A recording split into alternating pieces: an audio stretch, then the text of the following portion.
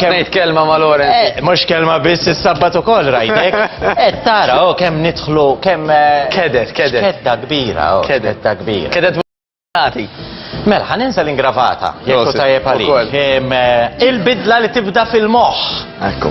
Il-bidla trid tibda. Vera, kienet tajba wara din il-logħba, ġifieri. Tajjeb ġifieri, jekk pereżempju jiena għandi drawa ninsa, Sewwa. irrid niddeċiedi illi nara x'ħan nagħmel biex ma nibqax ninsa. Tajjeb, mhux qed nirreferi għat-tnejn li għadhom kemm ċemplu, imma qed nirreferi għal xi ħadd ieħor. Imma apparti ċajt kollu. Jekk persuna tħoss li hija overweight jew obese, l-ewwel ħaġa li trid tagħmel hija tiddeċiedi. Isma' jiena xbajt.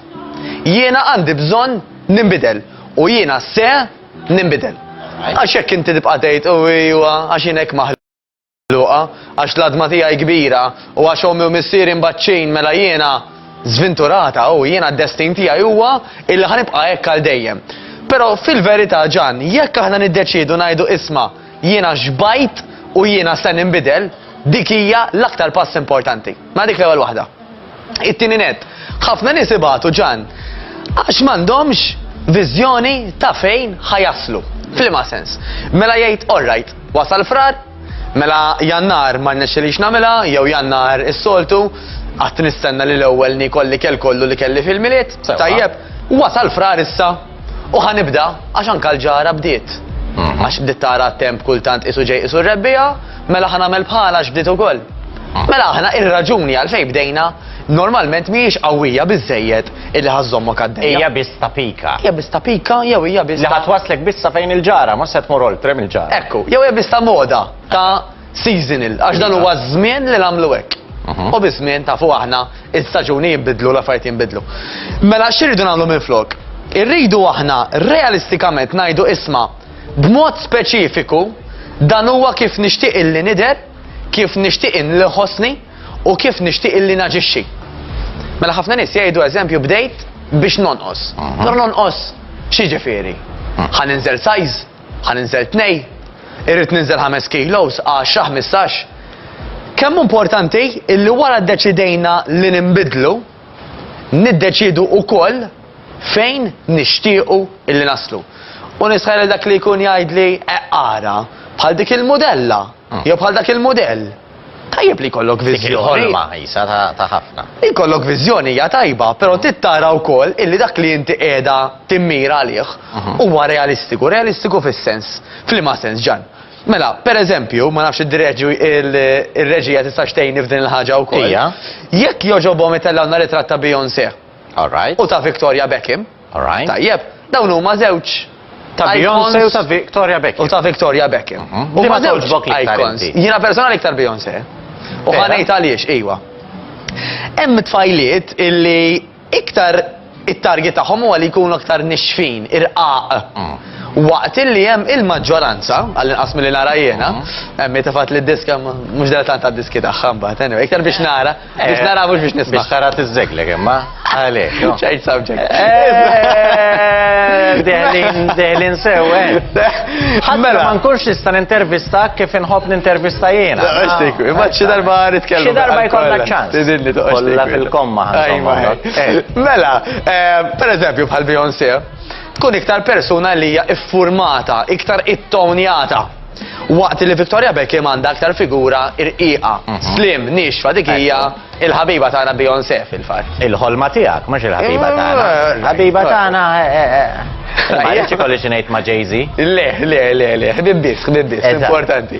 Mela, xi ġifieri? Ġifieri, jekk jiena persuna illi ma nafx ġarajem, anyway, jekk jiena persuna illi għandi struttura daqsxejn immuskulata sew, ma nistax bħala mara nippretendi li ħaniġi bħal Victoria Beckham għax l-istruttura tagħha kif nistgħu naraw huwa ħafna iktar nixfa. X'qed nipprova ngħid? Illi hawn min jipprova letteralment jimmira illi l-istruttura ħadd inbidel totalment. F'liema sens. Mela, persuna li pereżempju tiġi mill-Afrika. Taf li nippreferi l-tijin. Tippreferi, kull dritt, taqsek ma ġara xejn. Minna mek ħassejt net nitkellmu fuq il-ħbib tal-ħbib. Jien. Għax hekk inti referita li imma nippreferi l-Victoria Beckham, nara iktar raffinata jien. Tippreferi hekk inti? Le. Il-figura ta' Beyoncé naħseb hija isbaħ iktar iffurmata. Iffurmata l-kelma. Imma mbagħad ċertu eleganza ta' Victoria Beckham Tippreferi ġa. tirbaħni. Sewwa, u il-comparison mhuwiex għal min huwa l-isbaħ jew min huwa l-iktar healthy, ħallija Victoria Beckham ġili anka għaddiet minn ċertu fażijiet illi tanġit underweight li huwa ta' periklu kbir. Però qed ngħidu illi Beyoncé fi sbuħija tagħha u Victoria Beckham fi sbuħija tagħha ma jistgħux għadċi darba jkunu l-istess għax waqt li Beyoncé di natura l-istruttura tagħha peress li anka ġejja minn ċertu pajjiżi illi anka id-discendenza turik illi huma jkunu aktar immuskulati u iffurmati. Victoria Beckham forsi ġejja minn ġenetika ta' nies illi huma aktar nexfin. Mislutin. Mislutin. Ħanużaw il-kelma prosit. Allura waħda qatt ma tista' tiġi bħal l-oħra, laqqas jekk jippruvaw. Sewwa. Tajjeb diment li barra minn fuq għax ħadd minnhom ma jimraċ. Għax hemm kieku hemm ħafna differenzi. Ġifieri l-argument li jgħidu ħafna illi isma' jiena għandi l-adma tiegħi kabbarija jew dika tot. Skont fiex, mela, kabbarija ma jfissirx illi jiena għandi preskrizzjoni, għandi isu obbligu illi ħanibqa' dejjem imbaċċa jew ħoxna, uża tixtieq qalbek, però l-istruttura jekk pereżempju magħmula twila u magħmula miftuħa, ħatibqa' twila u miftuħa, però skont kemm ikollok xaħam madwar dik l-adma. Sewwa. Mela jiena nista' nkun twila u miftuħa u ma tantx għandi xaħam jew ikolli ħafna xaħam żejjed. L-istruttura ma tiddettax kemm ħażżomm xaħam. Hemm fatturi oħra. Il-hormones, l-ormoni, xtiekol, kemm tiċċaqlaq, illi ħajaffettwaw inti kemm iżżomm xaħam, imma mhux l-adma. Dik hija ħrafa. Ġifieri l-argument kollu tiegħek li l-bidla tibda fil-moħħ. Ekku. Issa toħodna li tkompli wkoll fil-ġisem. Ekku, u li rrid nwassal ukoll ġan huwa li importanti li jkollna targets li jagħmlu sens.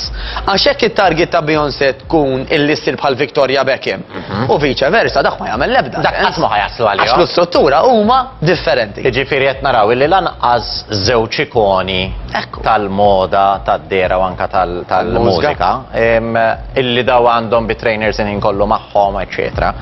Lanqas daw jekk jgħidu jiena rrid inkun bħal dik, mhux se jaslu għaliha. Le. U l-istess tottalina. Bla dubju ta' xejn. Allura aħna rridu nikkreaw anke jekk għandna xi role models, illi role models insibuhom simili tagħna. Mela jekk jista' jkun insib xi ħadd li bejwet ieħor għandu l-età tiegħi, illi qisu għandu l-figura tiegħi, l-istruttura. Pereżempju fejn jitlu n-nisa nitkellmu ħafna fuq dak li ngħidulu apple shape u pear shaped. U pear shape, prosit. Waqt li l-pear shape iżżomm il-maġġoranza tal-weight fil-lower body, speċjalment madwar il-ħibs u l-patata, l-apple shape tistorja aktar mill-weight tagħha fil-bast u fiż-żaq. Allura jiena biex nikkompara ruħi kemm qed nagħmel progress u fej anke nixtieq li nasal, importanti li nsib xi ħadd li għandu shape simili tiegħi. Ġifieri min huwa pear shaped ma jippruvax jgħid ħansir apple shaped għax jekk qatt ma ħadd tiġri. Ekku li tista' possibbli li ssir. Ekku li tista' toqrob iwa għax inti tant pereżempju tnaqqas mill-ħib żejda li għandek illi l-forma ma tibqax daqshekk ta' per miftuħa, tiġaq xejn iktar dar. It-tnejn huma forom sbieħ. Bla dubju, u dik hija oħra. Eżempju, kieku Victoria Beckham kellha titqawwa, naħseb li kienet tkun apple shape. Għas sempliċi raġuni l-ħibs naħseb m'għandha xejn. Allura jekk ħad titqawwa normalment ħad titqawwa aktar mill-bast u miż-żaq. Waqt li Beyoncé hija pear shape, naraw kuxtej formati sbieħ titrenja, żaqċatta, ftit bast u dak it-tip ta' affarijiet. Mela li jkollna anka viżjoni realistika ta' fejn nixtiequ naslu hija kruċjali. Issa realistika mhux jiġifieri li jiena kapaċi nasal hemm u ngħid leħi ħankun realistika u flok ma nimmira nitlef 10 kilos. Avolja naf li għandi bżonn nitlifhom dawk l-10 u nista' ngħid ħankun realistika ħanimmira għal 2 kilos. Dak tkun letteralment qed tagħmel sabotaġġ xejtulu, illi inti taf li kapaċità salem u għandek minn fejn tneħħihom. Imma biex ma jmurx inti taqa' diżappuntata tgħid ħanitlef 10 kilos ħalli nkun kuntenta hekk. Le, da bħal tifel illi kapaċi fl-eżami tiġib 70 weight u jgħid jien nikkuntenta b'50. Sabotaġġ, ħsara. Lilek innifsek. Lilek innifsek. Mela importanti li konna viżjoni sura ta' nies u anka viżjoni illi aħna nemmnu fina nfusna. Mela mhux ġast ngħid ħanasal hemm, imma ngħid jiena nista' nasal hemm. Jiena persuna illi kapaċi nuħla affarijiet bis-serjetà. Jiena persuna illi kapaċi ngħid iva għal ċertu affarijiet, le għal ċertu affarijiet u skont għal ċertu affarijiet oħrajn. Mela, ngħid iva għal exercise regolari, ħanajt iva għal ikel nitkellmu ħafna drabina u inti naturali, mhux tal-bottijiet u l-affarijiet, il-famuż corned beef li huwa l-favorit tiegħek. La, xej, kif nista' waqfu. Għajdi dik offer kontetti li.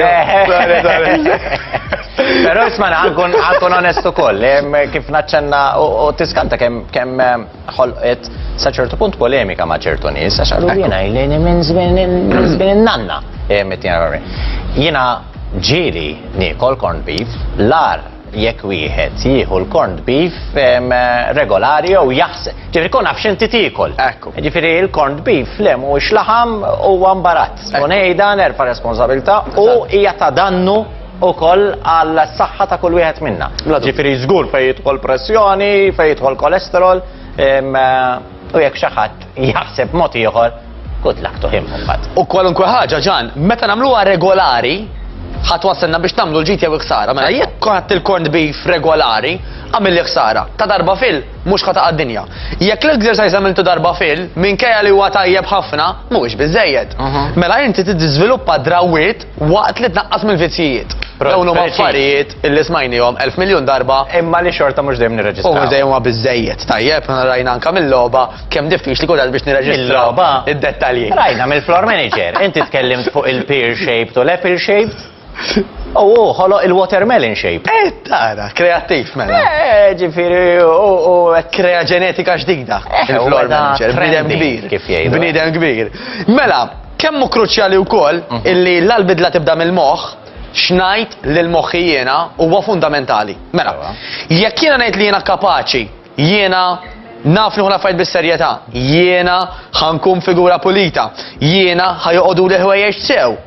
Hemmhekk sabu illi meta oġġett ngħiduh u speċjalment nikdbuh. Differa interessanti.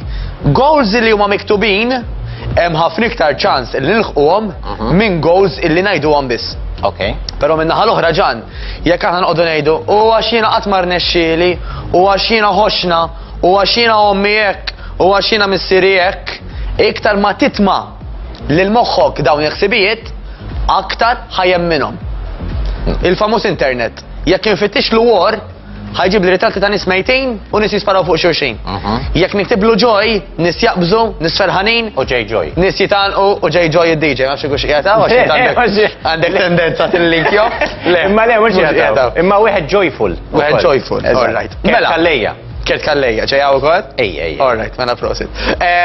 Li kont se ngħidlek ġan huwa dan, illi dak li tajt lil moħħok biex ifittex, mela dak li inti tirrepeti f'moħħok, dak li inti tajt, mhux miegħek biss manka ma' ħadd ieħor, jekk inti qogħdu xina ħoxna, għax jiena qatt ma rnexxieli, għax jiena hekk, dak literalment huwa ikel għal moħħok illi huwa ikel li ħajemnu u ikel illi ħajżommok lura. Ma nabux l-ikel biss li tiekol, l-ikel li titma' lil moħħok ħajjagħmel differenza kbira. Mela l-appell tiegħi ħajkun dan biex nalaqgħu. La kollox jibda minn hawn, ibda minn lum. Għajtina bniedma pożittiva. Jiena bniedma b'saħħti, jiena bniedma li ħanamel bidla. Daw kemm minnhom u rrepetihom għax imbagħad ħaġa ġib l-oħra, imma importanti li jkollok il-viżjoni ċara. Għaltina nixtieq nasal hekk, inħossni hekk, nider hekk u ħanamel hekk. Krea viżjoni ta' fejn tixtieq tasal għax bħal mappa irid ikollok punt minn fejn tlaqt illum u punt fejn trid li tasal. Bek biss jista' jirnexxielek ikollok il-figura li tixtieq u aktar minn kollox il-ħajja li tixtieq. Ibda mill-lum.